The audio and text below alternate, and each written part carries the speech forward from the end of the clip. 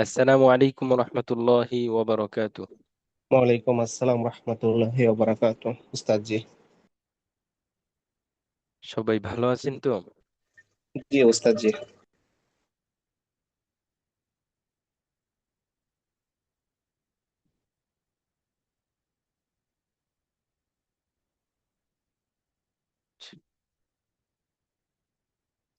শুরুতে আমরা দুরূদ শরীফ পড়ে নেব। বিসমিল্লাহির রহমানির রহিম। আল্লাহুম্মা সাল্লি আলা মুহাম্মাদিন ওয়া আলা আলি মুহাম্মাদ কামা সাল্লাইতা আলা ইব্রাহিম ওয়া আলা আলি ইব্রাহিম ইন্নাকা হামিদুম মাজিদ। اللهم بارك على محمد وعلى آل محمد كما باركت على إبراهيم وعلى آل إبراهيم إنك حميد مجيد. اللهم بارك على محمد وعلى آل محمد كما باركت على إبراهيم وعلى آل إبراهيم إنك حميد مجيد. رب زدني علما، رب زدني علما، رب اشرح لي صدري ويسر لي أمري واحلل عقدة من لساني يفقه قولي। আচ্ছা, তাহলে আমরা গতকাল পড়েছিলাম তানভিনের বিবরণ।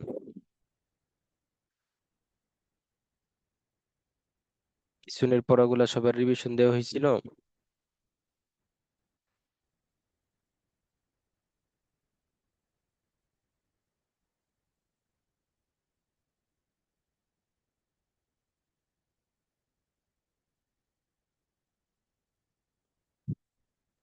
মোটামুটি আলহামদুলিল্লাহ।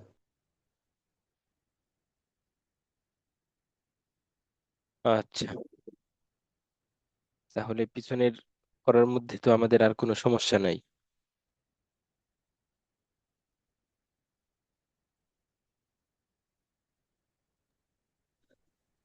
জি উস্তাদ জি, ঠিক আছে, আর একটু দেখতে হবে, আর ভালোভাবে জি জি, কয়েকবারই পড়তে হবে।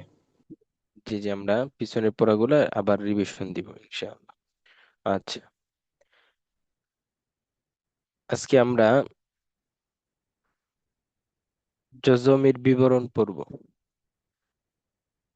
আমি বলেছিলাম কোরআনুল কারীম সহি শুদ্ধ করে পড়তে হলে আমাদের বেসিক কিছু ধারণা অবশ্যই রাখতে হবে। তার মধ্যে হচ্ছে, এক নাম্বার হলো হরফের পরিচয়, দুই নাম্বার হলো হরকতের বিবরণ, তারপরে হচ্ছে আমরা পড়েছি তানভিনের আলোচনা করেছি। আজকে হচ্ছে আমরা জজমের বিবরণ পড়ব। জজম জজমটা কিভাবে পড়তে হয়, কোরআনুল কারীমের মধ্যে জজমের যেই চিহ্ন আছে সেই চিহ্নের স্থানে আমরা কিভাবে পড়ব, কোথায় কিভাবে জজমের কায়দাটা প্রয়োগ করব, সেই বিষয় নিয়ে আজকে আমরা আলোচনা করব ইনশাআল্লাহ।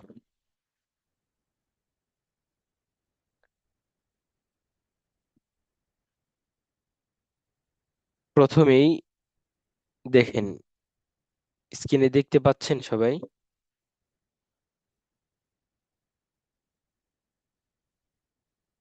জি উস্তাদ জি, দেখতে পাচ্ছি।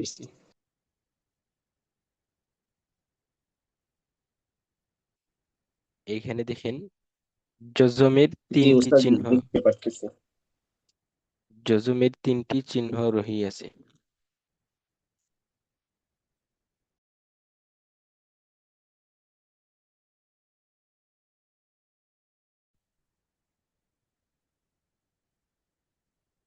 এই চিহ্নগুলোর মধ্যে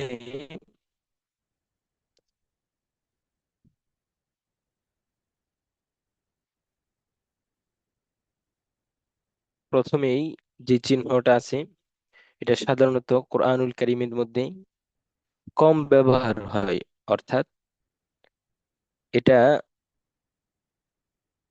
এই চিহ্নটা আসলেও জজমের সেই উচ্চারণ হয় না। তারপরে হচ্ছে যেই দুই নাম্বার চিহ্ন আছে, এটাকেই আমরা মূলত জজম বলে চিনি। এই চিহ্নটা কোরআনুল কারীমের মধ্যে প্রত্যেক জায়গায় আসে। তৃতীয় নাম্বার যে চিহ্ন আছে, এটা বিভিন্ন নস্কার মধ্যে, বিভিন্ন শব্দের মধ্যে এটা প্রয়োগ করা হয়, অর্থাৎ এক একজন এক একটা নস্কা, অর্থাৎ এক একটা কায়দা, এক একটা কোরআনুল কারীমের মধ্যে, অর্থাৎ নস্কার মধ্যে তারা ব্যবহার করে। যাই হোক, এইখানে যে মাঝের যে জজমটা আছে সেটাই কোরআনুল কারীমের মধ্যে বেশিরভাগ ব্যবহার হয়। আমরা যখনই কোরআনুল কারীমের মধ্যে জজম দেখতে পাবো, তখন বেশিরভাগই এই চিহ্নটাই আসে। এই চিহ্নগুলোকে জজম বা সুকুন বলে। সুকুন হচ্ছে আরবি শব্দ, অর্থাৎ জজম। জজম সর্বদা হরফের উপরে হয়, জবর হরফের উপরে হয়, জের হরফের নিচে হয়, পেশ হরফের উপরে হয়, দুই জবর সেটাও হরফের উপরে হয়, দুই জের হরফের নিচে, দুই পেশ হরফের উপরে।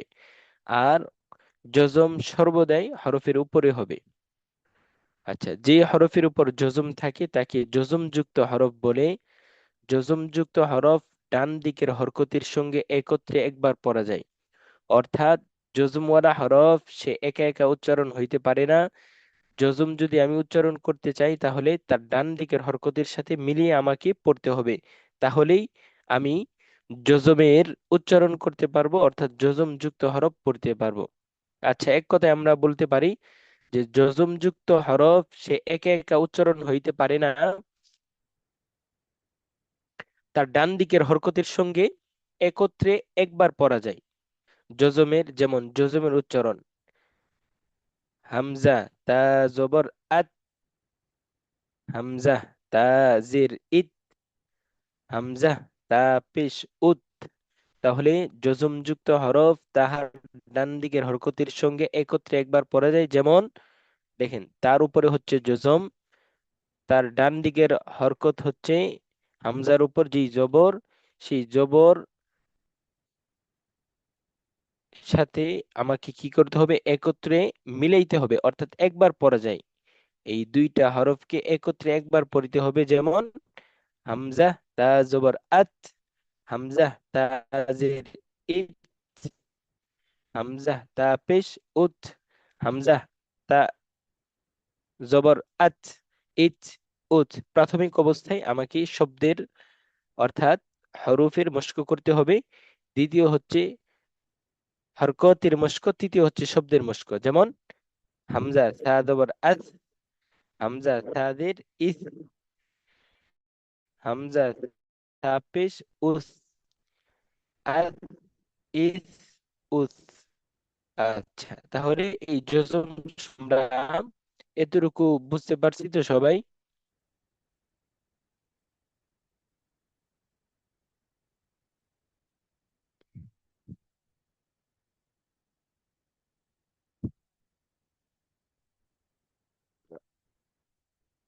আচ্ছা,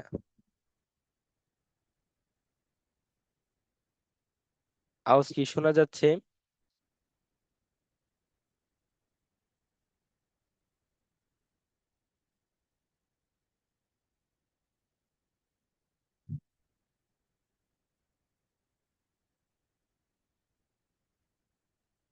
আওয়াজ শোনা যায়? জি ওস্তাদ জি, আমি ডিসকানেক্ট হয়ে গেছিলাম অটো, আর এখন আবার কানেক্ট আসলো। হলো, যজম সম্পর্কে আমরা যতটুকু বুঝলাম, আচ্ছা আচ্ছা, যজম তাহলে একা একা উচ্চারিত হইতে পারে না। যজম ডান দিকের অক্ষরের সাথে, মানে ডান দিকে হরফের সাথে যুক্ত হয়ে উচ্চারিত হয়। জি জি, যজম সে একা একা উচ্চারণ হইতে পারে না, অর্থাৎ তার ডান দিকের হরকতের সঙ্গে একত্রে একবার পড়া তোমরা যায়। যেমন হামজা খ জবর জি, আখ, হামজা খ জের ইখ, হামজা খ পেশ উখ। উক, জি, বুঝতে পেরেছো উস্তাদ জি। তাহলে আমরা শিখবো কি, যে জজমওয়ালা হরফ তাহার ডান দিকের হরকতের সঙ্গে একত্রে একবার পড়া যায়। যেমন আত, ইত, উত, আস, আত, উত, আস, আস, ইস, ইস, উস, উস, আহ, আহ, আহ, ইহ, ইহ, উহ, উহ, আহ, ইহ, উহ। আক, আক, ইক, উক, আক না, মূলত আজ, শব্দটা হবে আজ, আখ, আখ, ইখ, উখ, আক, আক, ইখ, উখ। ইক, হ্যাঁ, উক, মাশাল্লাহ। এরপরে হচ্ছে আজ, ইজ, উজ, আর, ইর, আজ, উর। জাল। উস্তাদি, জাল কি নরম উচ্চারিত হবে না? জি জি উম, জি। আজ, আজ, আজ, ইজ, উজ, উজ, আজ, ইজ, নরম করে উচ্চারিত হবে। জি, আজ, is, uz. Uz, R, is, উল, আজ, ইজ, উজ, আশ, আজ না, ইস, উস, শক্ত, হ্যাঁ। আজ, আশ, আজ, আজ, আজ, ইজ, ইজ, উজ, আজ, আজ, ইজ, ইজ, উস, উজ। আশ, উজ, আশ, ইস, উস। সিনের উচ্চারণ আচ্ছা, শক্ত করে বলতে হবে। আশ, ইস, উস। ওস্তাদ জি। জি জি। আশ, ইস, উস। আশ, ইস, উস। আচ্ছা, সিন আর সদের মধ্যে পার্থক্য করতে হবে। যেমন সিন হচ্ছে আস, ইস, উস, আস, অস। ইস, উস। জি, অস। সদ হচ্ছে অস, ইস, সোয়াত উস, হলো আস, ইস, সোয়াত, আস, ইস, উস। আদ, ইদ, উদ।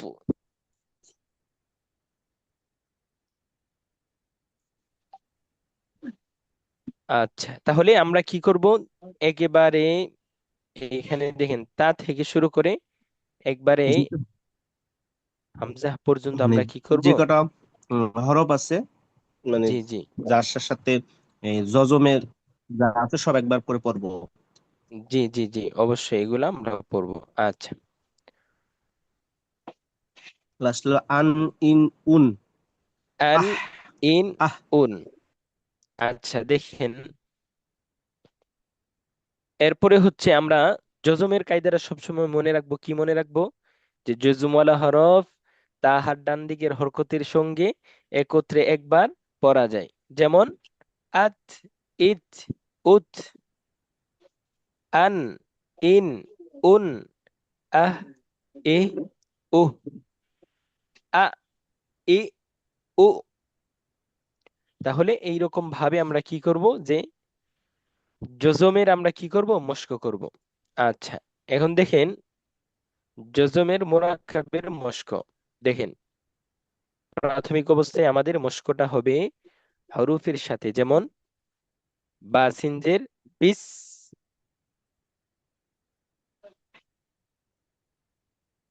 বাসিনজের বিস,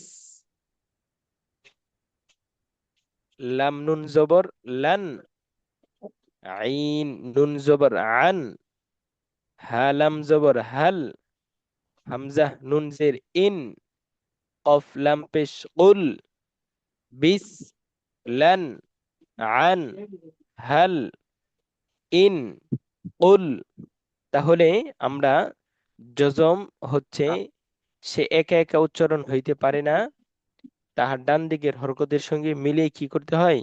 জজমওয়ালা হরফটা পড়তে হয়। এতটুকু তো আমরা সকলেই ক্লিয়ার।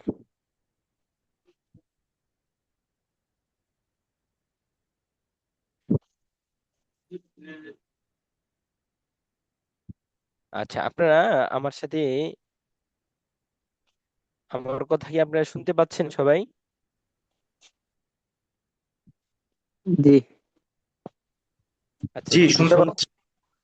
যে আপনারা যদি শুনতে পান তাহলে অবশ্যই আমাকে বলবেন যে উস্তাদ জি আমি শুনতে পাচ্ছি আমরা। আচ্ছা, তাহলে জজমের এই আলোচনাটা তো আমরা সকলেই পারবো। যদি বলা হয় জজমওয়ালা হরফ পড়ার নিয়ম কি, তাহলে আমরা বলবো কি? জজমওয়ালা হরফ তাহার ডান দিকের হরকতের সঙ্গে একত্রে একবার পড়া যায়। যেমন বিস, লান, আন, হাল, ইন, কুল, হুম, কুল। তাহলে এইখানে আমাকে পার্থক্য করতে হবে। কিভাবে পার্থক্য করবে দেখেন, এইখানে হচ্ছে কাফ লাম পেশ কুল, আর হচ্ছে এই যে এইখানে দেখেন অফ লাম পেশ কুল, কুল, কুল। এই দুইটা শব্দের মধ্যে আমাদের কি কি করতে হবে, পার্থক্য করতে হবে। অর্থাৎ কফ আর কাফের মধ্যে অবশ্যই, যে এখানে কফ আর কাফ আসছে অর্থাৎ আসবে, সেইখানে আমাকে কি করতে হবে, পার্থক্য করে পড়তে হবে। কফের স্থানে কাফ পড়া যাবে না, কাফের স্থানে কফ পড়া যাবে না। যাক, তাহলে আমরা এখন জজমের আরো কিছু মশক করব, যেমন আর সালা, আক, রমা। এখানে সবগুলো আমরা কি করছি, পড়ছি। এখানে এজরা করব কিভাবে দেখেন, এজরাটা হচ্ছে আমরা এইরকম ভাবে করব, জজমওয়ালা হরফ তাহার ডান দিকের হরকতের সঙ্গে একত্রে একবার পড়া যায়, যেমন আর। হরকতের উচ্চারণ তাড়াতাড়ি করতে হয়, যেমন সা। হরকতের উচ্চারণ তাড়াতাড়ি করতে হয়, যেমন লা, আর সালা। সবাই এজরা বুঝতে পারতেছেন? জি। জি আচ্ছা, জি ওস্তাদ। জি আচ্ছা, ওস্তাদ জি। আচ্ছা। তাহলে এজরাটা আমরা কিভাবে করব, যদি এজরা করতে পারি তাহলে আমাদের জন্য পড়াটা অর্থাৎ কোথায় কোন কায়দা আসতেছে, কোথায় কোন গুণ নামত হচ্ছে, এটা আমার জন্য সহজ হবে। তাহলে আমরা দেখেন, এই যে এই শব্দটা এজরা করব কিভাবে, আমরা এইখানে দেখতেছি জজম, তাহলে জজমান হরফ তাহার ডান দিকের হরকতের সঙ্গে একত্রে একবার পড়া যায়, যেমন এক। হরকতের উচ্চারণ তাড়াতাড়ি করিতে হয়, যেমন র, জবর র, এক, র। হরকতের উচ্চারণ তাড়াতাড়ি করতে হয়, মা, এক, রমা, এক, রমা, আও সালা, এক, রমা, আহমাদু, আকবারু। সবাই পারবেন তো? জি ইনশাআল্লাহ। জি ওস্তাদ, পারবো ইনশাআল্লাহ। আচ্ছা, এখন যদি আপনাদেরকে বলা হয় আপনারা আকবারু এই শব্দটি এজরা করেন, তাহলে আমরা এজরা করব কিভাবে, অর্থাৎ আমি যদি বলি আক্রমা, এইখানে কি কি কায়দা আছে বা এইখানে কিভাবে আহ, পড়তে হবে, তখন আপনি বলবেন, আমরা তো স্বাভাবিকভাবে দেখেই বলতে পারবো আকবারু। আকবারু। তাহলে এই আকবারুর মধ্যে এজরা কিভাবে করব আমরা? আকবারু। হ্যাঁ, আক এজরা করব হচ্ছে, বলা হয় আকবারু। হ্যাঁ আকবারু, এটা তো শব্দ বলতে পারলাম। এজরা করব হচ্ছে, যদি বলে এখানে কি কায়দা হয়েছে, তখন আমরা বলবো এইখানে হচ্ছে জজমের কায়দা হচ্ছে। জজম পড়ার নিয়ম কি, জজমওয়ালা হরফ তাহার ডান দিকের হরকতের সঙ্গে একত্রে একবার পড়া যায়, যেমন এক। হরকত, হরকতের উচ্চারণ তাড়াতাড়ি করতে হয়, যেমন বা, জবর বা। হরকতের উচ্চারণ তাড়াতাড়ি করতে হয়, যেমন র, পেশ রু, আকবারু। আচ্ছা,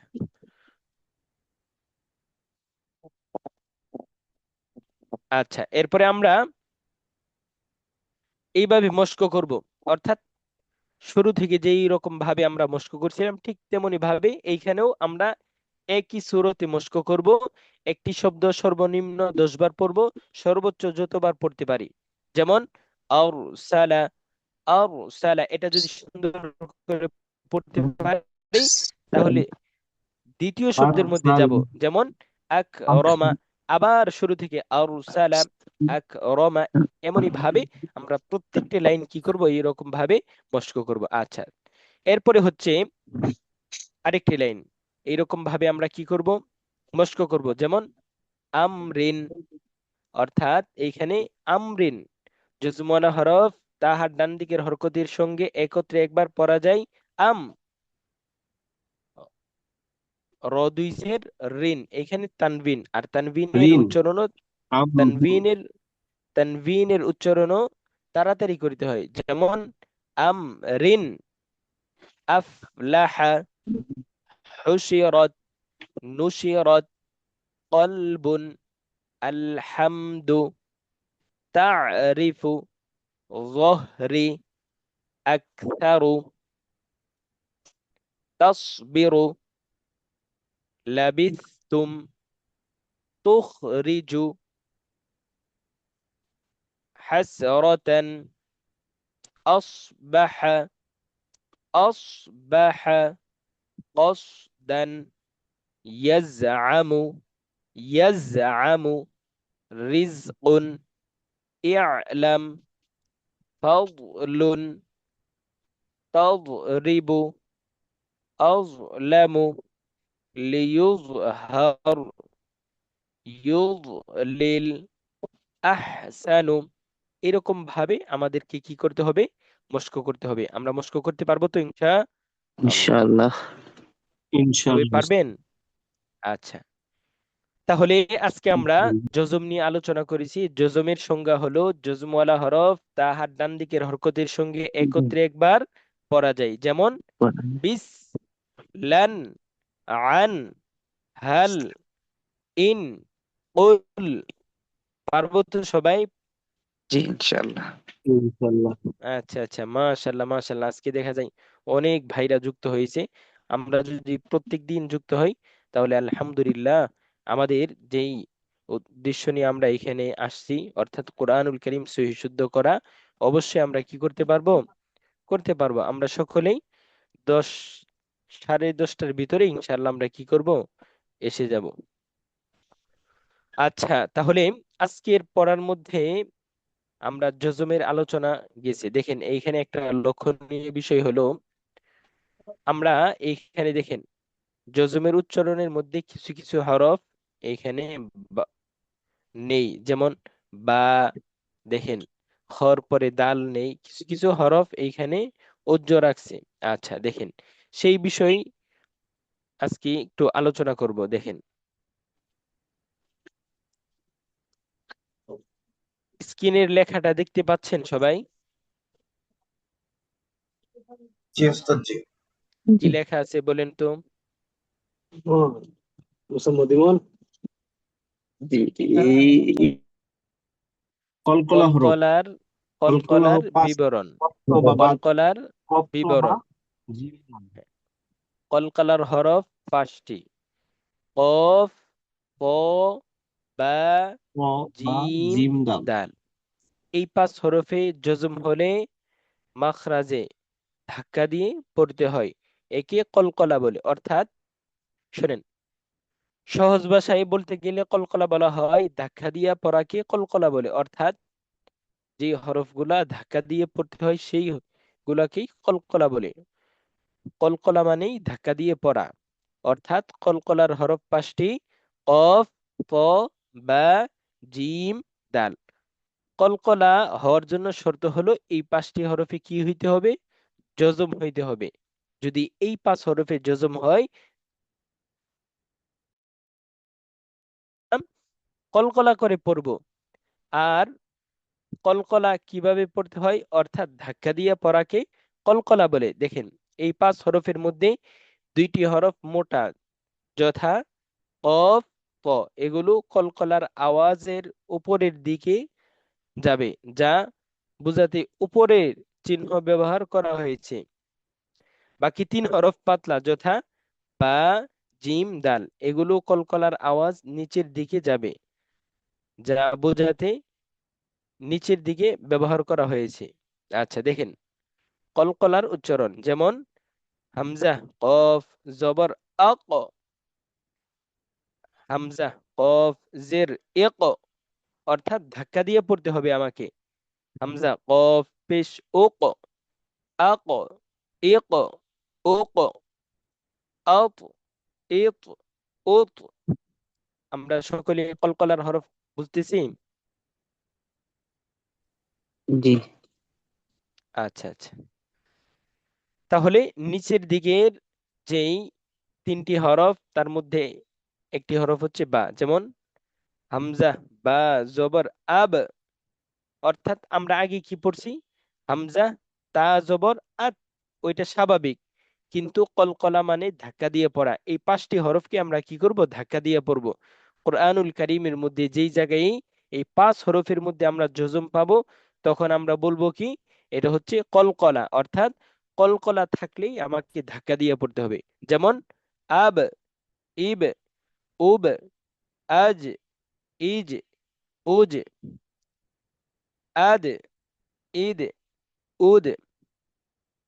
তাহলে কলকলার হরফ কয়টি? 5টি। কফ, ত, বা, পাশে জিম, বা জিম দাল। ডাল। এই 5 হরফে জজম হলে কলকলা করিয়া কত্তা বা পড়িতে হয়। জিম।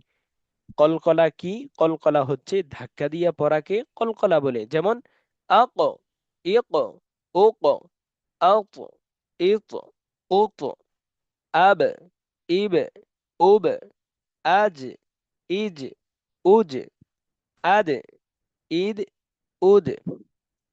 এতটুকু সবাই বুঝতে পারছি তো? জি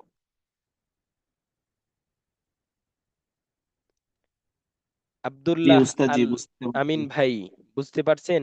জি, জি উস্তাদ, জি বুঝতে পারছি।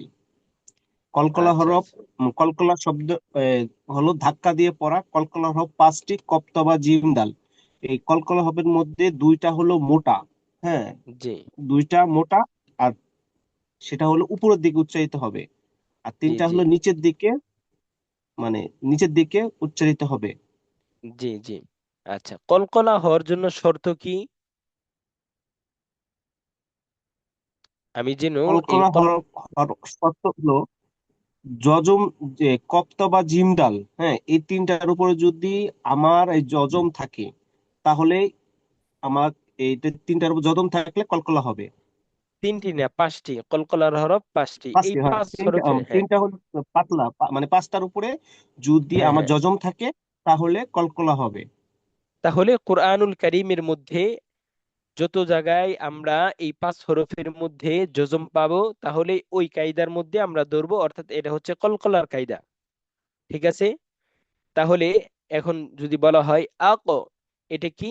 এখন কি এটা আমরা কি বলবো যে জজমের কায়দা? এটা জজমের কায়দা বলবো না, এটা হচ্ছে আমরা বলবো যে কলকলার কায়দা। অর্থাৎ কলকলা হয়েছে কিভাবে?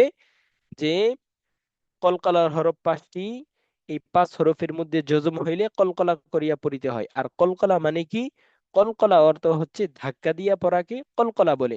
যেমন আক, আব, আদ, ইক, ইব, ইদ, উক, উব, উদ। আচ্ছা, এতটুকু আমরা বুঝতে পারছি তো? আচ্ছা, এখন আমরা কিছু কলকলার মশক করব। দেখেন, এইখানে খ, লাক, তু, খলাক, তু। এইখানে কলকলা অর্থাৎ কফে জজম হয়েছে। তাহলে আমরা পড়ছি কি? এই 5 হরফের মধ্যে কোন 5 হরফের মধ্যে? কফ, প, বা, জিম, দাল। এই 5 হরফের মধ্যে জজম হইলে কলকলা করিয়া পড়িতে হয়। তাহলে 5টি হরফের মধ্যে অন্যতম একটি হরফ হলো কফ। কফের মধ্যে এখানে কি হয়েছে? জজম হয়েছে। তাহলে আমরা ধরে নিব এটা হচ্ছে কলকলার কায়দা। এখানে কলকলা হয়েছে, এখানে আমাকে ধাক্কা দিয়ে পড়তে হবে। যেমন খলাক তু, খলাক তু, ইকর। এখানেও কফের মধ্যে জজম হয়েছে, ইকর। উকসিমু, এখানেও কফের মধ্যে জজম হয়েছে, আমাকে কলকলা করে পড়িতে হয়, অর্থাৎ ধাক্কা দিয়ে পড়িতে হবে। উকসিমু, আতআমু, এখানে ত এর মধ্যে জজম হয়েছে, কলকলা করে পড়তে হবে। আতআমা, এখানেও ত এর মধ্যে জজম হয়েছে, কলকলা করে পড়তে হবে। যেমন মাতলাউন, মাতলাউন, নুতফাতিন, ইবরাতান। বা এই জজম কলকলা, এখানে বা এর মধ্যে জজম হয়েছে, কলকলা হয়েছে এখানে। ইবরাতান, হাবলুন, ওয়াতুব। বা এই জজম কলকলা, অর্থাৎ ধাক্কা দিয়ে পড়িতে হবে। আজরুন। আচ্ছা, আমরা বুঝতেছি তো সবাই?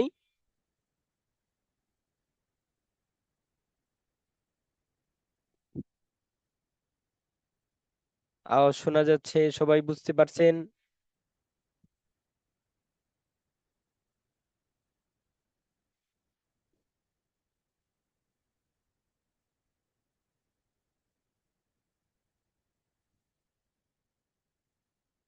আওয়াজ শোনা যায়?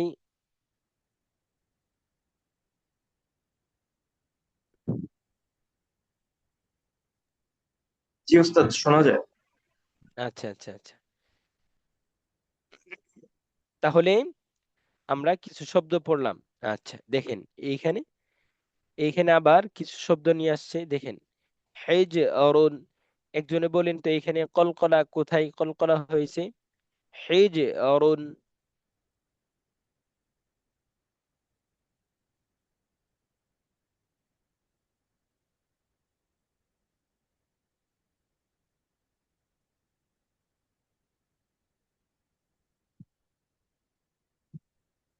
আব্দুল্লাহ আল আমিন ভাই, শুনতে পাচ্ছেন?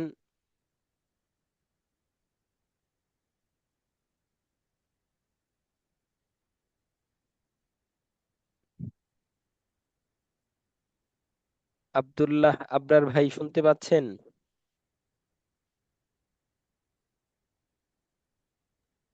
জি উস্তাদ জি শুনতে পাচ্ছি। উস্তাদ জি শুনতে পাচ্ছি। আচ্ছা, আপনাদের তো কেউ কোনো কথা টথা বলেন না, তাহলে আমি বুঝবো কিভাবে আপনারা শুনতে পাচ্ছেন নাকি? আচ্ছা আছি আলহামদুলিল্লাহ শুনতে পাচ্ছি। আচ্ছা আচ্ছা। হিজরুন,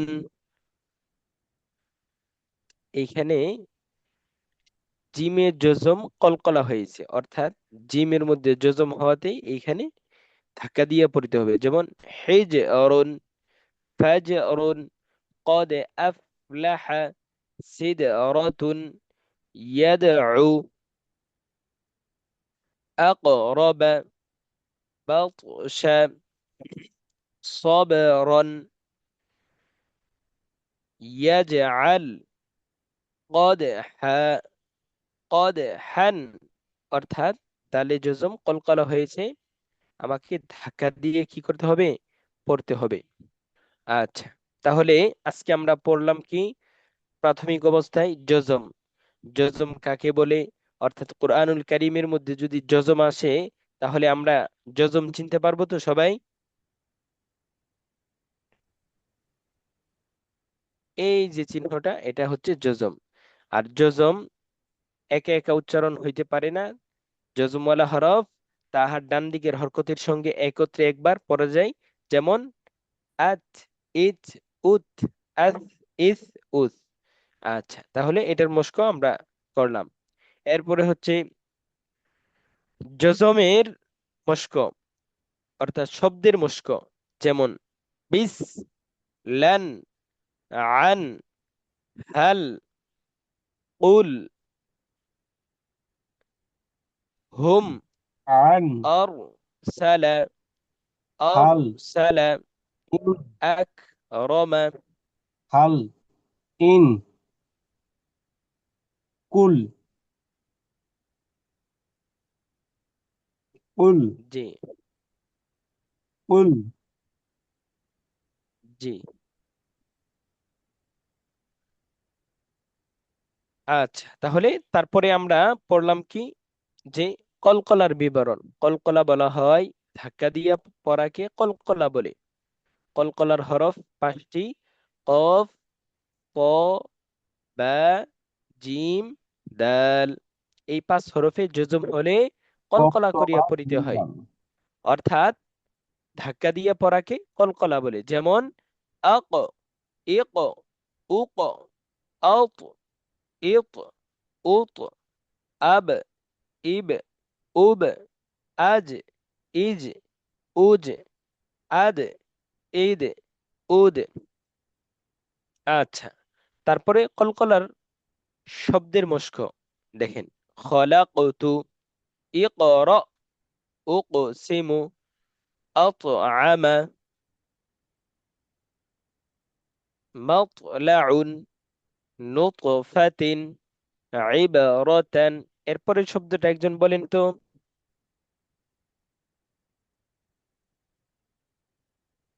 কোনটা জি? কার্সরটা হাবলুন। ইব রাখেন কুশিয়ারটা। ইবারাতান। এরপরে হাবলুন।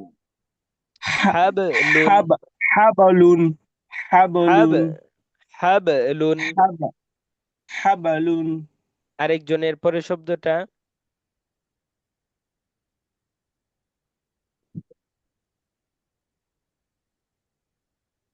ওয়াতুব, ওয়াতুব, অতুব, ওয়াতুব।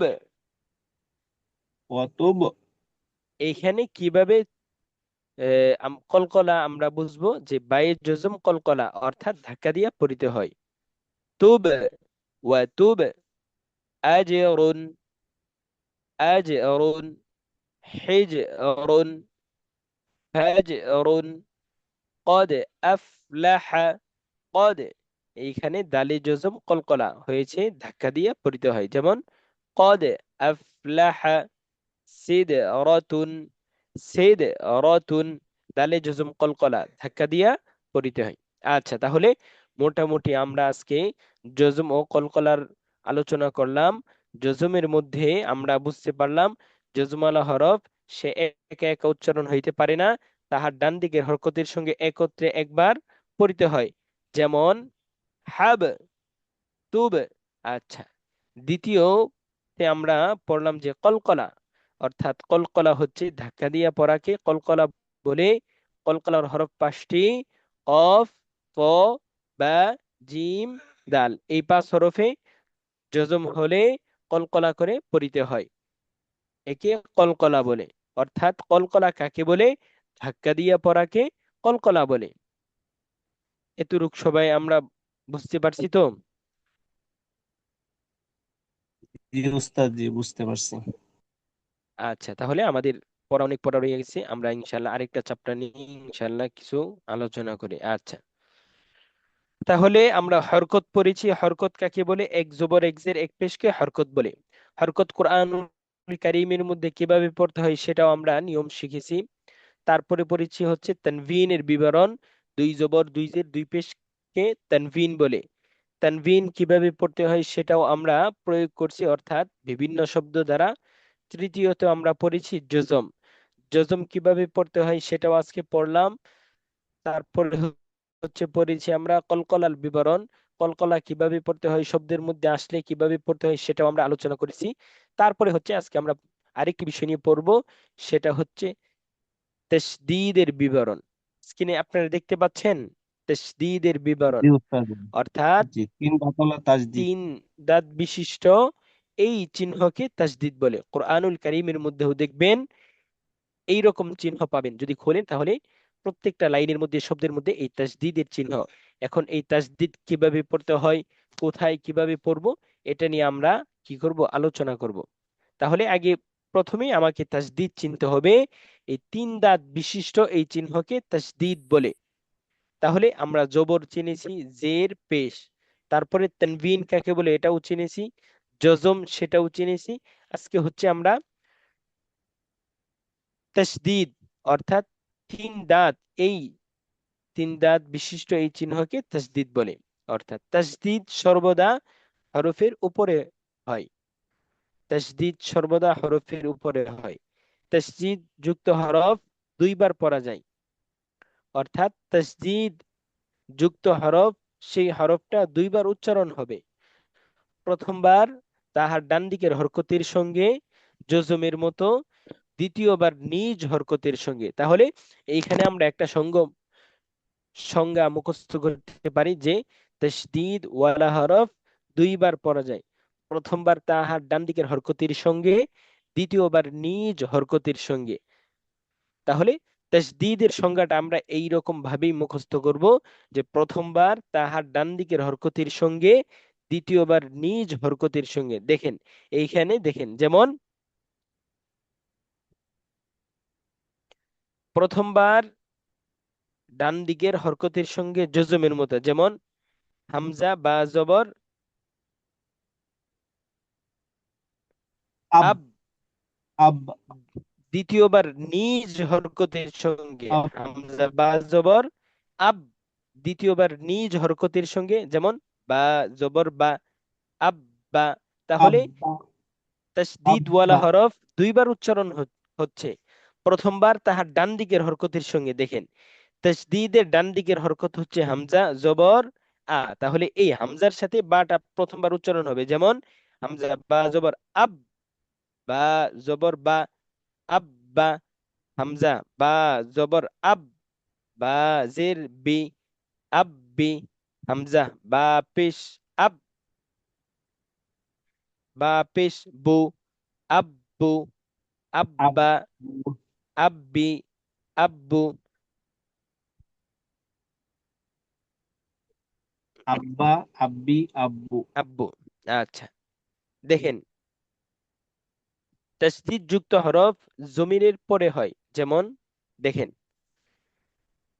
হা, জিম জবর হাজ, জিম জবর জা, হাজ্জা, হাজ্জা। তাহলে প্রথমবার তাহার ডান দিকের হরকতের সঙ্গে হা, জিম জবর হাজ, জিম জবর জা, হাজ্জা। হামজা জা জবর আজ, জা জবর জা, আজ্জা, হাজ্জা, আজ্জা। হামজা আইন জবর আ, আইন জবর আ, আ, আ। আচ্ছা, এইরকম ভাবে আমরা পড়তে পারবো তো ইনশা আল্লাহ। তাহলে আমাদেরকে তাসদীদের সংজ্ঞা মুখস্থ করতে হবে। এটা মাথায় রাখতে হবে যে তাসদীদ ওয়ালা হরফ দুইবার পড়া যায়। প্রথমবার তাহার ডান দিকের হরকতের সঙ্গে, দ্বিতীয়বার নিজ হরকতের সঙ্গে, যেমন আব্বা, আব্বি, আব্বু, আত্তা, আত্তি, আত্তু, আত্তা, আত্তি, আত্তু, আজ্জা, আজ্জি, আজ্জু, আহা, আহি, আহু, আখ, আখি, আখু, আদ্দা, আদ্দি, আদ্দু। আপনারা সবাই বুঝতে পারতেছেন তো?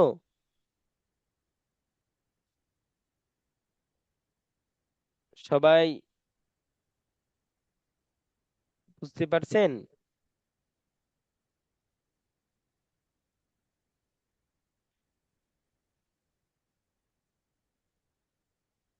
হ্যালো, আপনারা সবাই শুনতে পাচ্ছেন? আওয়াজ শোনা যায়?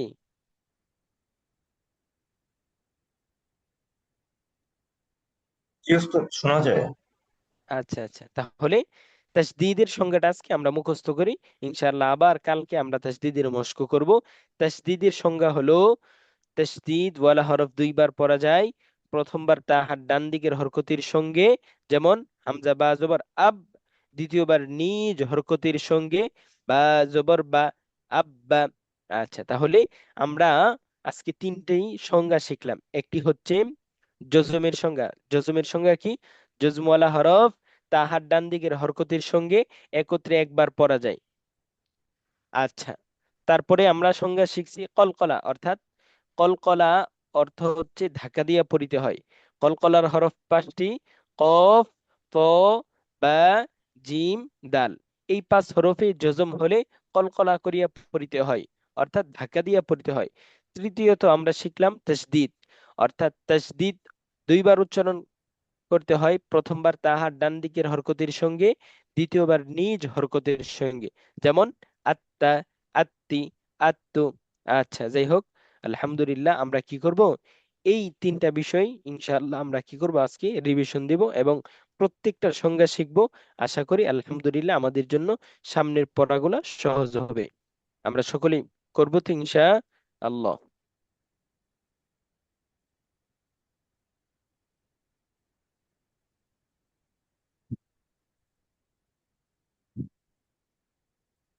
আচ্ছা, ঠিক আছে, তাহলে আপনারা কি করবেন, এই তিনটা সংজ্ঞা ভালো করে মুখস্থ করবেন এবং এজরা করবেন, মস্ক করবেন। তাহলে দেখা যাবে আপনাদের যেই মুখের যে জড়তা আছে এটা আশা করি ছুটে যাবে। ঠিক আছে, সবাই ভালো থাকবেন এবং ক্লাস শেষ হওয়ার আগ পর্যন্ত সকলেই থাকার চেষ্টা করবেন। এবং আমাদের সাথে যারা বন্ধু বান্ধব আছে অবশ্যই আমি তাদেরকেও কি করব, এখানে যুক্ত করব। হয়তো আমার ধারা আরেকটা ভাই কোরআনুল কারীম শিখতে পারবে। ঠিক আছে, সবাই ভালো থাকবেন, দুয়ার দরখাস্ত। আসসালামু আলাইকুম ওয়া রাহমাতুল্লাহি ওয়া বারাকাতুহু। ওয়ালাইকুম আসসালাম ওয়া রাহমাতুল্লাহ। ওয়ালাইকুম আসসালাম রাহমাতুল্লাহ।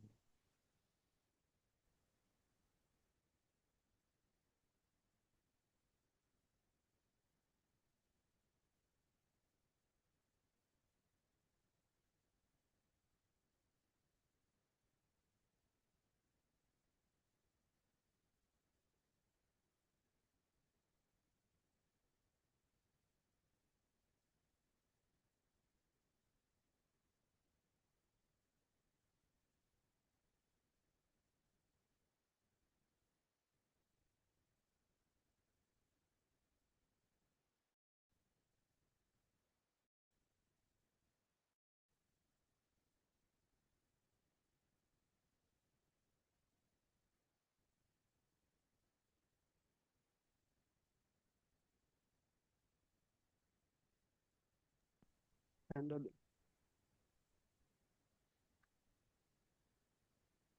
আসসালামু আলাইকুম ওয়া রাহমাতুল্লাহি ওয়া বারাকাতুহু।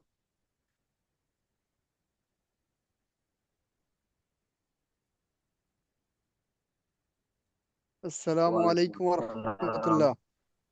ওয়ালাইকুম ভাই- আসসালাম রহমতুল্লাহ। ভাইয়ারা সবাই ভালো আছেন? জি উস্তাদ, জি আলহামদুলিল্লাহ। আপনার কি হ্যাঁ, অবস্থা? আপনি ভালো আছেন? এই যে আলহামদুলিল্লাহ অনেক ভালো আছি আল্লাহ পাকের রহমতে।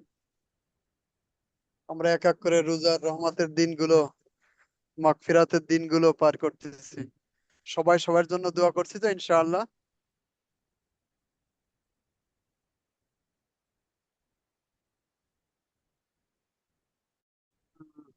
তাহলে আমরা আজকে সূরা ফাতিহার তরজমা থেকে শুরু করবো ইনশাআল্লাহ।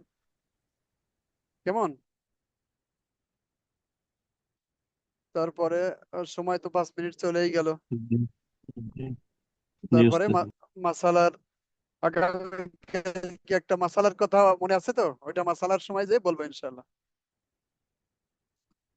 তাহলে আমরা সূরা ফাতিহার তরজমা তেলাওয়াতের সাথে সাথে শিখবো ইনশাআল্লাহ। আউযু বিল্লাহি মিনাশ শাইতানির রাজীম। বিসমিল্লাহির রাহমানির রহিম। বিসমিল্লাহির রহমানির রহিম। তাহলে প্রথম আমরা শয়তানের কাছে পানাহ চাচ্ছি কিভাবে? যে আমি আশ্রয় চাই আল্লাহর কাছে বিতাড়িত শয়তান হতে। অর্থাৎ আমি বিতাড়িত শয়তান হতে আল্লাহর নিকট আশ্রয় প্রার্থনা করছি। তারপর বিসমিল্লাহির রহমানির রহিম, আল্লাহর নামে শুরু করছি যিনি পরম করুণাময় অসীম দয়ালু। এবার সূরা ফাতিহা শুরু। আলহামদুলিল্লাহি রাব্বিল আলামিন। আমরা কি পড়তে পারবো সাথে সাথে ইনশাআল্লাহ?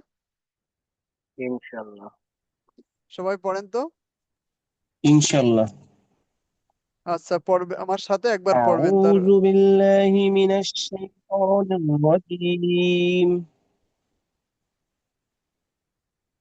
জি, তারপর বিসমিল্লাহ। বিসমিল্লাহির রহমানির রহিম। মাশাআল্লাহ। বিসমিল্লাহির রহমানির রহিম। বিসমিল্লাহির মানে রটাকে দুইবার পড়তে হবে। বিসমিল্লাহির রহমানির রহিম। কেমন? তারপরে এখন আমরা সূরা ফাতিহা শুরু করি। আলহামদুলিল্লাহি রাব্বিল আলামিন। সবাই পড়েন। আলহামদুলিল্লাহ রাব্বিল আলামিন। লিল্লাহি, হিটা। আলহামদুলিল্লাহি রাব্বিল আলামিন। মাশাআল্লাহ। আর রহমানির রহিম। আর আর রহমানির রহমানির রহিম। রহিম। আর এর হাটা যখন বলবো এই হাতে আর আমার মুখ রহ দিয়ে বাতাস বের হবে। কেমন? আর রহমানির আর রহ রহিম। হ্যাঁ, আর মাশাআল্লাহ আপনার আর বাত- রহমানির রহিম। মাশাআল্লাহ। রহমান রহিম। হ্যাঁ, সুন্দর হচ্ছে। মালিকি ইয়াউমিদ্দিন। মালিক মালিক ইয়াউমিদ্দিন। ইয়াউমিদ্দিন। মাতে একালিপ টান হবে। কেমন? মালিকি ইয়াউমিদ্দিন। মালিক মালিক ইয়াউমিদ্দিন। ইয়াউমিদ্দিন। ইয়াকা না'বুদু ইয়াকা না'বুদু ওয়া ইয়াকা নাস্তাঈন। ওয়া ইয়াকা ইyyaka না'বুদু নাস্তাঈন। তাহলে এবার দুইটা অংশ একসাথে, মাঝখানে ও ওয়াও অর্থাৎ এবং দিয়ে যুক্ত আছে। কেমন? ইয়াকা না'বুদু ওয়া ইয়াকা নাস্তাঈন। ইyyaka না'বুদু ওয়া ইyyaka নাস্তাঈন। মাশাআল্লাহ। ইয়াকা না'বুদু ওয়া ইয়াকা নাস্তাইন। নাস্তাঈন মানে আইনটা উচ্চারণ হবে কেমন, শুধু নাস্তাঈন এরকম বলেন তো। نستعين হ্যাঁ, তারপরে আছে ইহদিনাস সিরাতাল মুস্তাকিম। اهدنا الصراط المستقيم সিরাতাল মুস্তাকিম, তা হবে না, এটা কেমন ত, মুখটা একটু, শব্দটা একটু মোটা হবে কেমন। صراط المستقيم ঠিক আছে, ইহদিনাস সিরাতাল মুস্তাকিম বলেন। اهدنا الصراط المستقيم আহ এই এই কপটা একটু ভিতর থেকে এরকম হবে, হ্যাঁ, আর কাপটা উপর থেকে সামনের দিক থেকে উচ্চারণ হয়, তাহলে এটা যে আকবার বলি না, এই সেই কাপ না, এটা আছে কপ। তাহলে ইহদিনাস সিরাতাল মুস্তাকিম, اهدنا الصراط المستقيم সিরাতাল্লাযীনা, صراط الذين যিন, এই যিটা আছে, এই জালটা আছে জালের, আমরা এই যে জাল দিয়ে মাছ ধরি না, ওই জালে যে বর্গ যা ওই জাল, তা জাল মানে নরম। সিরাতাল্লাযীনা, এটা আছে নরম صراط জাল, الذين صراط الذين কেমন এক আমরা কেউ ডাকলে বলি না জি, এই সে জি, এটা না, কিন্তু এটা আছে আমরা জাল দিয়ে যে মাছ ধরি যে জ, সেই জাল এটা। সিরাতাল্লাযীনা আনআমতা আলাইহিম, صراط الذين أنعمت আলাইহিম, عليهم তাই আবার বলি, সিরাতাল্লাযীনা আনআমতা আলাইহিম। صراط الذين أنعمت أنعمت عليهم عليهم মাশাআল্লাহ, صراط الذين أنعمت عليهم মাশাআল্লাহ, মাশাআল্লাহ, আইনটা সুন্দর উচ্চারণ হয়েছে। এবার যে ভাই, তাহলে এবার গায়রিল মাগদুবি আলাইহিম, غير غير المغضوب المغضوب عليهم عليهم গায়রিল মোটা হবে একটু, غير হ্যাঁ, এটা হচ্ছে গদ, غير المغضوب না, عليهم ওই যে মগ হবে না, মাগ, مغ মানে ময়াকারে মা বলি না, সে মিম জবর মা, مغ মাগ, مغ মানে ময়াকারে ম, গ, মাগ, কেমন, তাহলে গায়রিল মাগদুবি আলাইহিম, غير المغضوب عليهم তাহলে এই গটা কিন্তু কি ড্রপ খাবে না, ড্রপ মানে ধাক্কা দেবে না, শুধু আমরা ময়াকার গ মা পড়ি না, দেখছেন ওই কাদার মধ্যে কোনো একটা জিনিস পড়ে যেভাবে গেতে যায় না, আমার উচ্চারণটা এরকম গেতে যাবে, ধাক্কা খাবে না। গায়রিল مغ মাগদুবি আলাইহিম غير বলেন, غير المغضوب المغضوب عليهم عليهم ওয়ালা মানে দাল্লিন, মাঝে যে থেমে যাবে হ্যাঁ হ্যাঁ, মানে কাদায় যেভাবে একটা জিনিস গেঁথে যায় না, ওয়ালা তল্লি জি উস্তাদ জি হ্যাঁ, ওই, আর কি একটু আর আগে উস্তাদ এটা পড়ে যদি গেল না যে, কলকলা হরফ হইতো হ্যাঁ হ্যাঁ হ্যাঁ, জি জি ঠিক, এটা যদি কলকলা হরফ হইতো যেমন কপ্তা বা জিম ডাল এই পাঁচটা হ্যাঁ যদি একটা হইতো তাহলে আমার ওই জায়গায় কলকলা হরফ ধাক্কা দিয়ে আসতো হ্যাঁ, তখন যেহেতু ধাক্কা দিয়ে, হ্যাঁ হ্যাঁ, কপ্তা বা ঠিক আছে, জিম ডাল একটাও নাই হ্যাঁ এটা হ্যাঁ ঠিক আছে, ঠিক আছে, চমৎকার বুঝেছেন। মানে ওই পাঁচটা শব্দ যদি থাকে, তখন আমরা টেনিস বল যেরকম দেয়ালে লাগলে ধাক্কা খায় না, ধাক্কা দিয়ে আবার ফিরে আসে, তো ওই কলকলা গুলো এইভাবে ধাক্কা লাগবে, কিন্তু গাইন তো কোনো কলকলার হরফ না, এই জন্য মাগো এরকম উচ্চারণ হবে না, একবারে মাগ, মা- দেখ, থেমে যাবে। একবারই উচ্চারণ হয়েছে তাই না? হ্যাঁ, থেমে যাবে। মাক তাহলে গায়রিল মাকদুবি মাগদুবি আলাইহিম, আলাইহিম, বলেন। এই غير মাকদুবি المغضوب عليهم মাকদুবি আলাইহিম, মাশাআল্লাহ। ওয়ালা মাকদুবি দাল্লিন, আলাইহিম ولا الضالين ওয়ালাদ-দাল্লিন।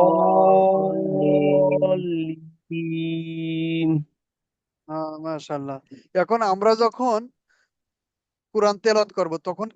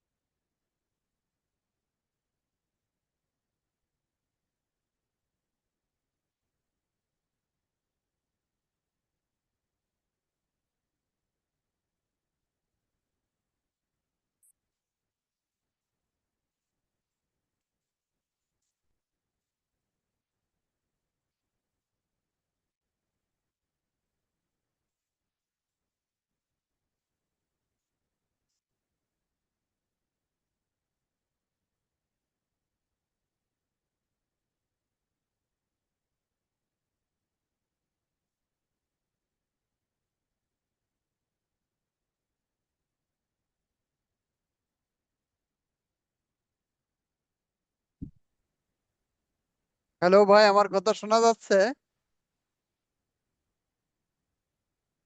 হ্যালো। জি উস্তাদ জি, এখন শোনা যাচ্ছে, এখন শোনা যাচ্ছে। হ্যাঁ, এই যে মানে এটার কোনো স্টাবিলিটি আমি পাচ্ছি না, হঠাৎ করে কি হয়ে যাচ্ছে কে জানে। তাহলে আমি শেষ আয়াতটা পুরো একবারে পড়বো আমরা, কেমন? গায়রিল মাগদুবি আলাইহিম ওয়ালাদ-দাল্লিন, পড়েন তো। গায়রিল মাগদুবি আলাইহিম ওয়ালাদ-দাল্লিন। মাশাআল্লাহ। এখন আমরা প্রথম কয়েকাদের তর্জমা শিখবো, কেমন? আলহামদু অর্থ সকল প্রশংসা। এই যে হামদুর আগে আলিফ লাম উস্তাদ জি, আছে না? জি। উস্তাদ জি এটা দেখা যাচ্ছে না, আপনার যে ইয়ে আছে মনিটরে, আপনার মনিটর এটা দেখা যাচ্ছে না, ও, আমার ভিডিওটা পিডিএফটা দেখা যাচ্ছে? না, না না, আপনার পিডিএফটা দেখা যাচ্ছে না। ও, পিডিএফটা দেখা যাচ্ছে না, আচ্ছা দেখি।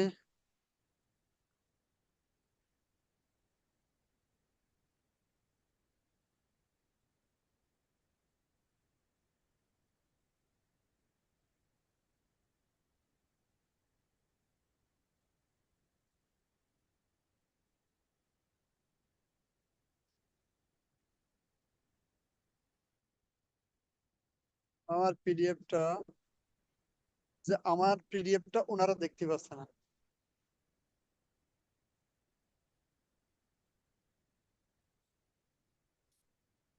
কি হচ্ছে কি? তো আমার কথা শুনতে পাচ্ছেন? জি উস্তাদ জি, সাউন্ড ঠিক আছে, সাউন্ড শোনা যাচ্ছে, শুধু আপনার পিডিএফটা আমরা দেখতে পারতেছি না। এমনি সাউন্ড ঠিক আছে না সাউন্ড উস্তাদ জি। শোনা যাচ্ছে, তো আমার পিডিএফটা ওরা দেখতে পাচ্ছে না।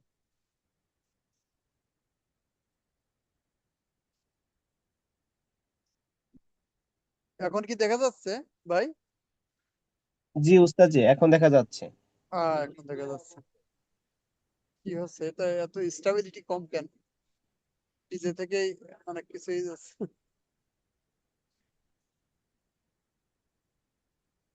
আচ্ছা ঠিক আছে, সময় তো নাই। হ্যাঁ, ঠিক আছে, তাহলে আমরা সূরা ফাতিহার প্রথম 3 আয়াত আজকে ইনশাআল্লাহ তর্জমা শিখে নেব, তারপর মাসালায় চলে যাব। আলহামদু, এই যে হামদু অর্থ হচ্ছে প্রশংসা, আর আল দ্বারা বুঝাচ্ছে আলিফ লামে ইস্তেগরাকি, মানে আরবি গ্রামার এর আলহামদু এই সকল আলিফ প্রশংসা। লাম দ্বারা বোঝানো হয় যে সমস্ত, কেমন? তাহলে আলহামদু লিল্লাহি, সকল প্রশংসা আল্লাহর জন্য। রব্বিল আলহামদু আলামিন, অর্থাৎ যিনি রব্বিল আলামিন, যিনি যিনি জগৎ সমূহের প্রতিপালক। রব মানে প্রতিপালক না, যিনি আমাদের প্রতিপালন করেন। জি আর জি আলামিন জি। আছে জগৎ সমূহ। আলামিন আলম মানে আছে জগৎ, আর আলামিন আছে আলমের বহু বচন। তাহলে আলামিন অর্থ জগৎ সমূহ। তাহলে পুরো অর্থ দাঁড়াচ্ছে যে আহ, সকল প্রশংসা আল্লাহর জন্য, যিনি জগৎ সমূহের প্রতিপালক। তাহলে শব্দ শব্দ অর্থ বোঝা যাচ্ছে আলামিন না? শব্দ অর্থ কি করতে পারছি? এটাকে বহু বচন, মানে হ্যাঁ, আল আ- আ- আল আলম শব্দের অর্থ আলামিন জগৎ। শব্দের অর্থ হলো জগৎ, বিশ্ব, হ্যাঁ, আর আলামিন আলম। এই যে আলম শব্দ আলম থেকে, আলম শব্দের অর্থ জগৎ। হ্যাঁ, আর আলামিন দ্বারা এর বহু বচন বোঝানো যাচ্ছে, কেমন? তো আরবি শব্দের শেষে ইয়া নুন থাকলে বহু বচন বোঝানো হয় ওই শব্দটার, কেমন? তাহলে আলম থেকে আসছে আলামিন অর্থ ওস্তাদ যে জগৎ আরেকটা সমূহ। আমরা নাম বলি, জি বলেন। ওস্তাদ যে আমাদের বলি যে আলামিন আলামিন তো বিশ্বাসী, এইটার সাথে এটা কোনো ই আছে ওটা, এই হ্যাঁ, শব্দের সাথে ও- পার্থক্য কি? ওই শব্দের মধ্যে পার্থক্য আছে। ওইটা আছে বিশ্বাসী, কেমন? ওই আলামিন মানে আছে বিশ্বাসী, আর এটা আছে জি বিশ্বাসী। আলম। আলম শব্দের অর্থ জগৎ। তা আমরা এক জগতে যেরকম বাস করি, বিভিন্ন ও জগতে বিভিন্ন জিনিস বাস করে তো। হ্যাঁ, তো এই সমস্ত জগৎকে একসাথে আলামিন বলে, অর্থাৎ সমস্ত জগৎ সমূহ। তো আল্লাহ তাআলা শুধুমাত্র কিন্তু আমাদের রব না, সমস্ত জগতের সমস্ত সৃষ্টির রব। এই হিসেবে আলামিন মানে সমস্ত জগৎ সমূহ বোঝানো হয়েছে, কেমন? তাহলে প্রথম বাক্যটার অর্থ যে সকল প্রশংসা আল্লাহর জন্য, যিনি সমস্ত জগৎ সমূহের প্রতিপালক। তাহলে আলহামদুলিল্লাহি রব্বিল আলামিন মানে সমস্ত প্রশংসা আল্লাহর জন্য, যিনি আলহামদুলিল্লাহি রাব্বিল আলামিন। মাশাআল্লাহ। তাহলে তর্জমাটা সকল বলেন। প্রশংসা আল্লাহ তাআলার প্রতিপালকের। হ্যাঁ, যিনি সমস্ত জগৎ সমূহের প্রতিপালক। তাহলে লিল্লাহি মানে আল্লাহর জন্য। এই লাম দ্বারা ইংলিশে ফর বুঝায়, ফর। আমরা ইংলিশে বলি না ফর, অর্থাৎ জন্য। এই লাম দ্বারাও এটা জি বোঝানো হয় অনেক সময়। তাহলে লিল্লাহি মানে আল্লাহর জন্য। তাহলে সমস্ত প্রশংসা আল্লাহর জন্য, যিনি সমস্ত জগৎ সমূহের প্রতিপালক। তারপরের আয়াত আছে আর রহমানির রহিম, যিনি পরম করুণাময় ও আর অত্যন্ত দয়ালু। রহমানির রহিম।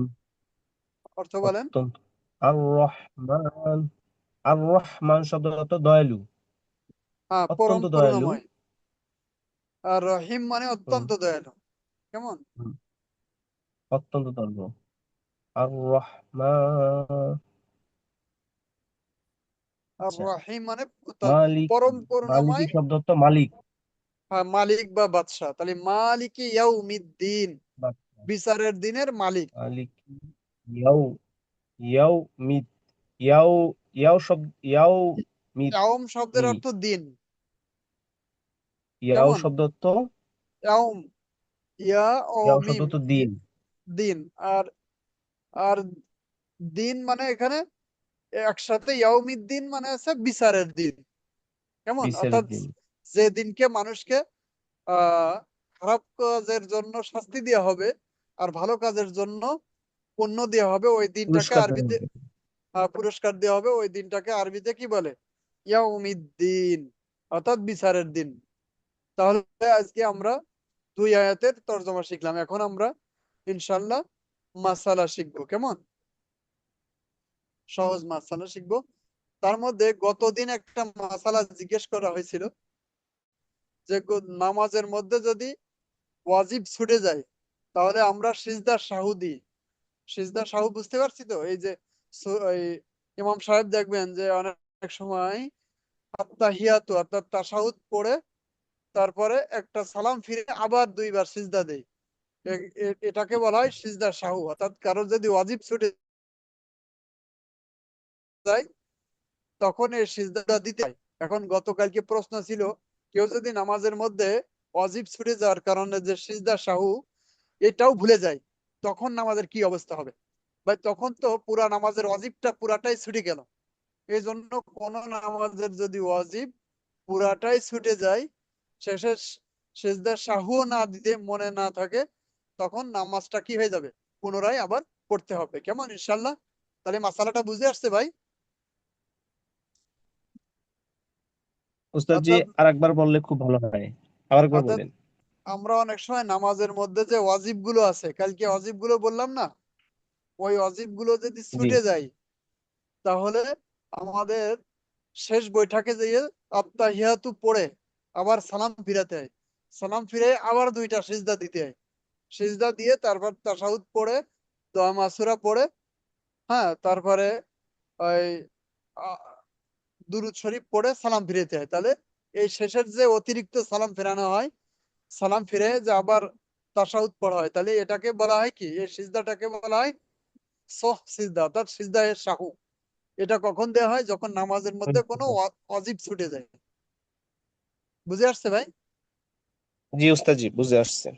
তাহলে এই ওয়াজিব মাঝে ছুটে মাঝে গেলে, এরকম হয়। হ্যাঁ জি হ্যাঁ, এটা এটা অনেক সময় ইমাম সাহেবেরও হয়, কাবার ইমাম সাহেব যারা, হ্যাঁ, রুমাইল তাদেরও এটা সাহেবও হতে হয়, পারে। কারণ দেখা যায় হ্যাঁ হ্যাঁ অনেক সময় খেয়াল থাকে না। হ্যাঁ, খেয়াল থাকে না, এটা সবারই স্বাভাবিক বিষয়। এই জন্য আল্লাহ তাআলা একটা সুযোগ দিয়ে দিয়েছে যে কারোর যদি ওয়াজিব ছুটে যায় তো শেষে এরকম সিজদা সাহু দিলে নামাজটা কি হয়ে যাবে? কমপ্লিট হয়ে যাবে। তো কারোর যদি এই সিজদা সাহু দিতেও মনে না থাকে এবং সিজদা সাহু না দিয়েই নামাজ শেষ করে দেয়, তাহলে তো একটা ওয়াজিব ছুটেই গেল। আর নামাজের মধ্যে ওয়াজিব যেটি পুরাটাই ছুটে যায়, তাহলে কি নামাজটা আবার পুনরায় পড়তে হবে। মাসালাটা বুঝে আসছে ভাই ইনশাআল্লাহ? জি উস্তাদ জি, বুঝে আসছে ইনশাল্লাহ। বুঝে আসছে, মাশাআল্লাহ। এখন আমরা নামাজ ভঙ্গের যে কারণগুলো আছে, যেহেতু আমরা নিয়মিত নামাজ পড়ি, এজন্য নামাজ ভঙ্গের কারণগুলো আমাদের জানা দরকার, না বলেন? এটা খুব গুরুত্বপূর্ণ, জি কারণ উস্তাদ আমরা জি। অনেকেই জানি জি না। আমাদের দৈনন্দিন জীবনে অনেক সময় আমাদের নামাজ যে ভেঙে যায়, নামাজ যে ভুল হয়ে যায়, এটা আমরা অনেকে জানি না। এই জন্য আজকে এই গুরুত্বপূর্ণ যে যে কারণে নামাজ ভেঙে যায় এরকম আমরা কিছু কারণ জানবো। এখানে মোট 19টা কারণ দেওয়া আছে। আমি যে কিতাব থেকে দেখাচ্ছি, মোট 19টা কারণ আছে। তার মধ্যে ইনশাল্লাহ আমরা আজকে 10টা কারণের মতো পড়বো ইনশাল্লাহ, যেহেতু সময় কম। তাহলে নামাজ ভাঙার প্রথম কারণ নামাজে অশুদ্ধ কেরাত পড়া।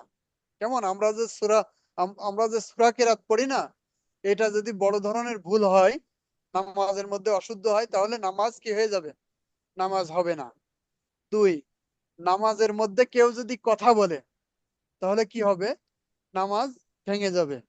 3, কেউ যদি নামাজের মধ্যে সালাম দেয় অথবা নামাজের মধ্যে কারো সালাম শুনে নামাজের উত্তর দেয়, তাহলে কি হবে? নামাজটা ভেঙে যাবে। তাহলে এই 3টা আবার বলি। নামাজের মধ্যে কেউ যদি কেরাত অশুদ্ধ পড়ে, নামাজ ভেঙে যাবে। কেরাত অশুদ্ধ বলা। হ্যাঁ, অশুদ্ধ বললে অর্থ পাল্টে যায় না? মানে আমাদের কোরআন এমন জিনিস, জি কেউ যদি অশুদ্ধ পড়ে তাহলে অনেক সময় অর্থই পাল্টে যাবে। যখন অর্থই পাল্টে যাবে আপনি যা বলছেন, তখন তো নামাজটাই ভুল হয়ে যাবে, তাই না? যেরকম উস্তাদ জি, আমরা যে বলি না, একটা ছিল কুল অত খাওয়া, আর কুল হ্যাঁ অত বলো। হ্যাঁ, তাহলে চিন্তা করছেন? তাহলে কি কুল এর- মানে হুয়াল্লাহু কুল আহাদ। হুয়াল্লাহু আহাদ, বলো যে আল্লাহ এক। আর যদি বলি হ্যাঁ কুল হুয়াল্লাহু, খাও যে আল্লাহ এক, হ্যাঁ, তাহলে তাহলে কত অর্থই খাওয়া। কত কত বড় ভুল হয়ে গেল না? এই জন্য আরবি শেখার খুব দরকার। এই জন্য আমাদের প্রথম যে আমার আগে যে উস্তাদ জি আসেন, ইনি আপনাদেরকে এই আরবিটা শেখান, কারণ এই আরবিটা যদি শুদ্ধ না হয় অনেক সময় নামাজই কি হয়ে যায়? ভুল হয়ে যায়। তাহলে নামাজ ভাঙার প্রধান কারণ কি? প্রথম কারণ নামাজে অশুদ্ধ পড়া। কেরাত অশুদ্ধ পড়া। হ্যাঁ, তারপরে আছে নামাজের ভিতরে কথা বলা। কেউ যদি নামাজের মধ্যে কথা বলে তো নামাজ ভেঙে যাবে। 3, নামাজের মধ্যে কেউ যদি সালাম দেয় নামাজ ভেঙে যাবে, এবং যদি কেউ সালামের উত্তর দেয় তাহলেও নামাজ ভেঙে যাবে। তারপর 5 নম্বর, নামাজের মধ্যে কেউ উহ আহ এইভাবে শব্দ করলো। উস্তাদ জি, কেমন? জি বলেন আরেকটা বিষয়টা একটু যদি আমার একটু সহজ করতেন। দেখা যায় বলেন মানে বাসায় অনেক সময় আমরা নামাজ পড়ি, হ্যাঁ, ফরজ না জি মানে সুন্নত নামাজ পড়ি। দেখা যায় নামাজ হ্যাঁ পড়তেছি, ছোট ছেলে আসছে, এখন এই কথা হলো যে কোনো একটা দুষ্টুমি করতেছে। এখন যদি আমি এই সিজদা, যখন আমি সিজদা দিই, তখন যদি ফলোর থাবুর দিয়ে মানে ইশারা করি আমার আহালিয়াকে যে আমার বাবু মানে বের হয়ে যাচ্ছে ঘর থেকে, এরকম, এটা কি তাহলে কি নামাজের কোনো ব্যাঘাত হবে কিনা? মানে কথা ও, বললাম না তো, মানে আমি একটা শব্দ করলাম যেটা আমার বাচ্চা বের হয়ে যাচ্ছে, রুম থেকে বের হয়ে যাচ্ছে বা বের হয়ে যেতেছে, এখন মানে আমাকে যা আমার আহলিয়া বা কাউকে, আমার বা আম্মাকে ও একটু সেও বুঝছে যে ঠিক আমি আছে শব্দ করলে আমি ঠিক নামাজে আছে ঠিক দাঁড়াইছি, আছে সেও হ্যাঁ বুঝতেছে হ্যাঁ যে বাবু অন্য জায়গায় বের হয়ে যাচ্ছে। হ্যাঁ ঠিক আছে আপনার এই মাসালাটা আহ, এটা আমাদের দৈনন্দিন জীবনে যেহেতু প্রচুর ঘটে এই ধরনের ঘটনা, তাহলে এই মাসালাটা ইনশাল্লাহ কালকে আমরা কি দিব, জেনে এসে উত্তরটা দিব। আর আমরা জানি কি মাসালা এগুলো সবসময় কিতাব দেখে জেনে এসে উত্তর দেওয়াটাই কি অনেক বেশি ভালো, তাই না? তাহলে আপনার এই জি ওস্তাদ। মাসালাটা আমি জেনে রাখলাম, যেহেতু আমাদের দৈনন্দিন জীবনে এটা হয়, এই মাসালাটা আমাদের সবার জন্য ইনশাল্লাহ গুরুত্বপূর্ণ হবে। কেমন? তাহলে আমরা 5 নম্বরে আসছিলাম, নামাজের মধ্যে কেউ যদি উহ আহ এ ধরনের শব্দ করে তাহলে নামাজ ভেঙে যাবে। তারপরে কোনো অসুবিধা নেই, বিনা ওজরে কেউ নামাজের মধ্যে কাশি দিল, কেমন, বিনা ওজরে, কোনো ওজরে নেই, ইচ্ছা করেই কাশি দিল, বিনোদনের কাছে দেওয়া। তাহলে কি হবে, নামাজ ভেঙে যাবে। আর আমলে কাসির করা, অর্থাৎ অনেক সময় আমাদের দেখেন এই মাসাল এই কেউ দাড়িতে হাত দিয়ে বারবার চুলকায় না, বা যে কোনো একটা জি জি কাজ জি। যদি কয়েকবার করে, তাহলে কোনো কোনো ক্ষেত্রে মাসালায় বলা হয়েছে যেহেতু আমলে কাসির করছে, কাসির মানে বেশি, কাসরাত মানে কি বেশি, অর্থাৎ এই নড়াচড়া বা যে কোনো কাজ যদি একের অধিক বা কয়েকবার করে, এক্ষেত্রে কারোর কারোর মতে কি নামাজ ভেঙে যাবে। এখন কারোর কাছে 3 বার যদি কেউ করে, কারোর কাছে 2 বার যদি কেউ করে, এখন আমাদের মতে কোনটা হবে, এটা কালকে এই মাসালাটাও রাখলাম। কেমন ইনশাল্লাহ? জি অর্থাৎ ওস্তাদ, জি। আমলে কাসির করলে একই কাজ যদি নামাজের মধ্যে, অর্থাৎ যেটা নামাজের কাজ না কিন্তু বারবার করতেছে, কেমন, মনে করছেন বারবার দাড়ি চুলকাচ্ছে, গা চুলকাচ্ছে একই রাকাতের মধ্যে, তখন কি হবে, এটা মাসালাটা খুব গুরুত্বপূর্ণ, কালকে বলা হবে। তাহলে আর কেউ যদি বিপদে নামাজের মধ্যে বেদনায় কান্না শুরু করে দেয়, সেক্ষেত্রে কি হবে, নামাজ ভেঙে যাবে। আর 3 তাসবিহ পরিমাণ সতর যদি খুলে রাখে, অর্থাৎ আমাদের সতর আছে পুরুষের জন্য কি নাভি থেকে হাঁটু পর্যন্ত, এই গুরুত্বপূর্ণ জায়গাটা যদি কেউ 3 তাসবিহ পরিমাণ খুলে রাখে তাহলে নামাজ ভেঙে যাবে। এখন 3 তাসবিহ কতটুকু, এই মাসালাটাও ইনশাল্লাহ কালকে বলা হবে, যেহেতু এটা দৈনন্দিন জীবনের সাথে অনেক বেশি ওতপ্রোত। তারপর 10 নম্বর হচ্ছে মুক্তাদি ব্যতীত যদি ওপার কেউ নামাজের মধ্যে লুকমা দেয়, এটা বুঝেনি, অনেক সময় না ইমাম সাহেব যদি নামাজের মধ্যে ভুল পড়ে, তাহলে অনেক সময় পিছন থেকে লুকমা দেয় না, লুকমা বুঝতে পেরেছেন, যে সুবহান জি আল্লাহ জি বললো, মানে কি, তখন। জি যাতে ইমাম ওস্তাদ, জি। সাহেব সতর্ক হয়ে যায়, তাই না?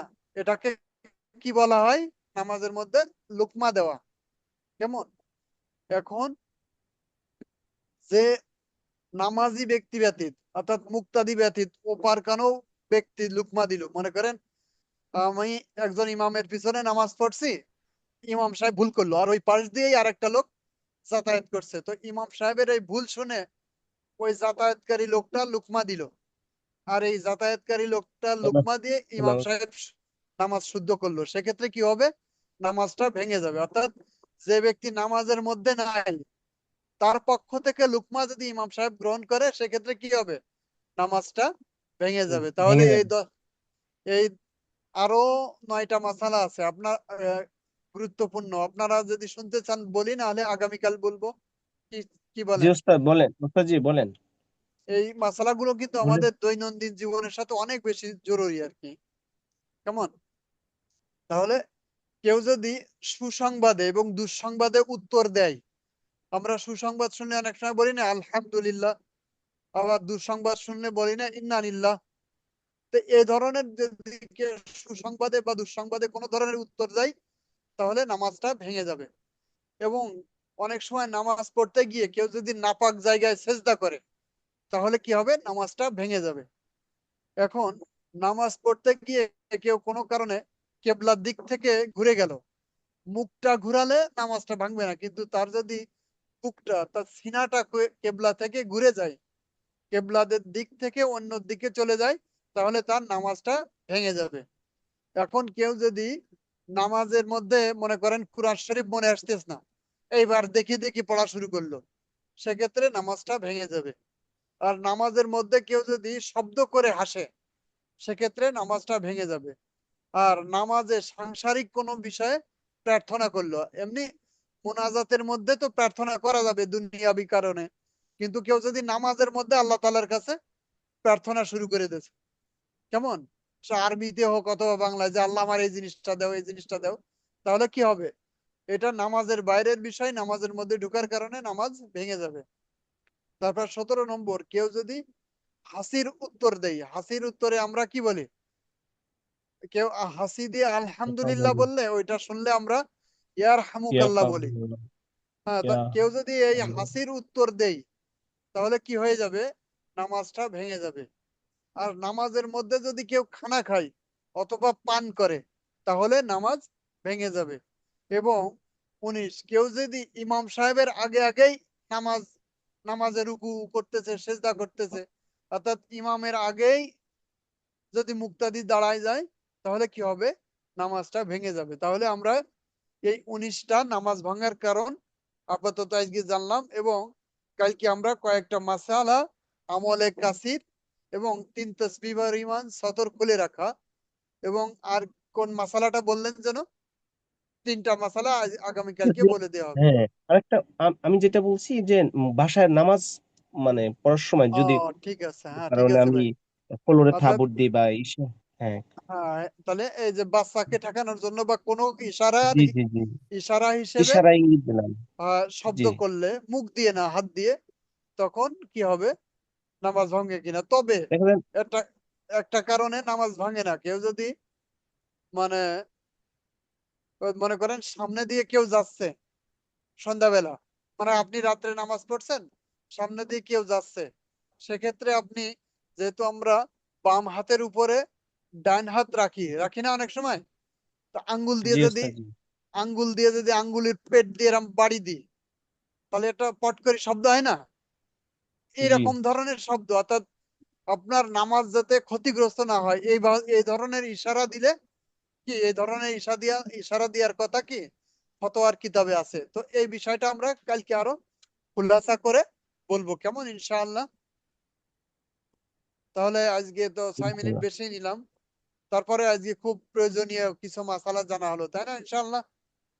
ইনশাল্লাহ, আচ্ছা, তাহলে আমরা আগামী দিনও ইনশাআল্লাহ প্রয়োজনীয় কিছু মাসালা এবং আগামী দিন সূরা ফাতিহা পুরা তর্জমা আমরা শেষ করব ইনশাআল্লাহ। আর গুরুত্বপূর্ণ কিছু মাসালা যা আমাদের দৈনন্দিন জীবনের সাথে ওতপ্রোতভাবে জড়িত, এমন কিছু মাসালা নিয়ে আবার হাজির হব ইনশাআল্লাহ। আল্লাহ তাআলা তৌফিক দান করেন। তাহলে আজকে এই পর্যন্ত, সবাই সবার জন্য দোয়া করব। ফিলিস্তিনের মানুষের জন্য, অধিকার বঞ্চিত মানুষের জন্য, নিপীড়িত মানুষের জন্য চোখের পানি ফেলে তাহাজ্জুদের নামাজে ইফতারির সময় দোয়া করব ইনশাআল্লাহ। পুরা উম্মতে মুহাম্মাদির জন্য দোয়া করব ইনশাআল্লাহ, কেমন, ইনশাআল্লাহ ভাই? ইনশাল্লাহ, ইনশাল্লাহ আসসালামু ওস্তাদ জি। আলাইকুম। সবার জন্য দোয়া করি, ওয়ালাইকুম আসসালাম। সবার কাছে দোয়া চাই। আসসালামু আলাইকুম ওয়া রাহমাতুল্লাহি ওয়া বারাকাতুহু। ওয়ালাইকুম আসসালাম রহমতুল্লাহ।